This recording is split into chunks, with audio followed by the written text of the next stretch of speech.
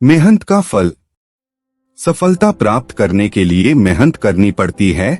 बिना मेहनत के कभी भी सफलता नहीं मिलती है। ये कहानी उसी के बारे में है। एक गांव में राज और मनोज नाम के दो मित्र रहते थे। राज भगवान को बहुत मानता था और वो बहुत धार्मिक था। मनोज मेहनत करने पर भरोसा रखता था। वो बहुत मेहनतू था। एक दिन दोनों ने मिलकर सोचा कि हम दोनों मिलकर 1 बीघा जमीन खरीदते हैं और उस जमीन में फसल उगाकर मुनाफा कमाते हैं। दोनों ने आपस में बातचीत की और कुछ ही समय में 1 बीघा जमीन खरीद ली।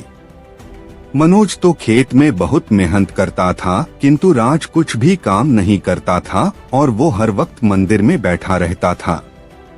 राज मंदिर में बैठकर भगवान से अच्छी फसल के लिए प्रार्थना करता था। इस तरह समय बीतता रहा।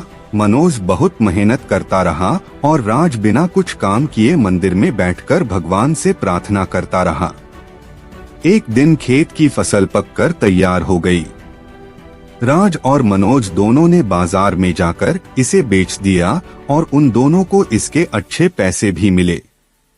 घर वापस लौटते समय मनोज ने राज से कहा कि इस पैसों में से ज्यादा हिस्सा मुझे मिलेगा क्योंकि मैंने ज्यादा मेहनत की है। मनोज की बात सुनकर राज बोलने लगा कि नहीं, इस पैसों में से तो मुझे ज्यादा हिस्सा मिलना चाहिए क्योंकि मैंने भगवान से इसकी प्रार्थना की तभी हमको अच्छी फसल हुई। किसको ज्यादा हिस्सा मिलेगा? इस बात को लेकर अब दोनों के बीच में लड़ाई शुरू हो गई। अब दोनों इस पैसों के बंटवारे के लिए गांव के सरपंच के पास पहुंचते हैं। गांव के सरपंच ने दोनों की पूरी बात सुनी और दोनों को एक एक बोरी गेहूं दिए जिसमें कंकड़ मिले हुए थे। सरपंच ने कहा, कल सुबह तक तुम दोनों को इसमें से गेहूं और कंकड़ अलग करके लाने हैं, तभी मैं निर्णय करूंगा कि इस पैसों में से ज्यादा हिस्सा किसको मिलना चाहिए। दोनों गेहूं की बोरी लेकर अपने अपने घर चले जाते हैं। मनोज ने पूरी रात जागकर गेहूं और कंकड़ को अलग किया। वहां दूसरी तरफ राज गेहूं की बोरी लेकर मंदिर में गया और भगवान से गेहूं और कंकड़ अलग करने की प्रार्थना करने लगा। अगले दिन सुबह मनोज अलग किए हुए गेहूं और कंकड़ को लेकर गांव के सरपंच के पास पहुंचा। सरपंच मनोज के इस काम से बहुत खुश होते हैं। राज वैसी की वैसी गेहूं की बोरी लेकर सरपंच के पास पहुंचता है। सरपंच ने राज से कहा कि दिखाओ तुमने कितने गेहूं साफ किए हैं। राज ने कहा, मुझे भगवान पर पूरा भरोसा है कि सारे गेहूं साफ हो गए होंगे। सरपंच ने जब राज की बोरी खोली तो गेहूं और कंकड़ वैसे के वैसे ही थे। राज गेहूं की बोरी वैसी की वैसी देखकर हैरान हो जाता है।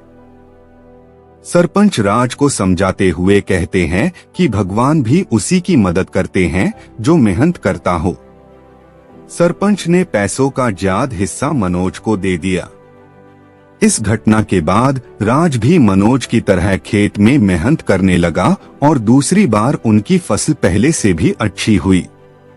मोरल, हमें कभी भी भगवान के भरोसे नहीं बैठना चाहिए क्योंकि भगवान भी उसी की मदद करते हैं जो मेहनत करता हो। हमें सफलता प्राप्त करने के लिए मेहनत करनी चाहिए। अगर आपको हमारी स्टोरी अच्छी लगी हो तो अपने दोस्तों के साथ भी शेयर कीजिए और कमेंट में जरूर बताइए कि कैसी लगी हमारी स्टोरी। और साथ में चैनल को सब्सक्राइब कर देना ताकि आने वाली नोटिफिकेशन आज तक तुरंत पहुंच सके। धन्यवाद।